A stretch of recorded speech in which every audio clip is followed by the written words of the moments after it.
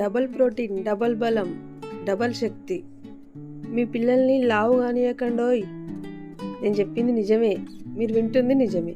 మీ పిల్లల్ని లావు కానీయకండి, బలంగా తయారు చేయండి, స్ట్రాంగ్గా తయారు చేయండి.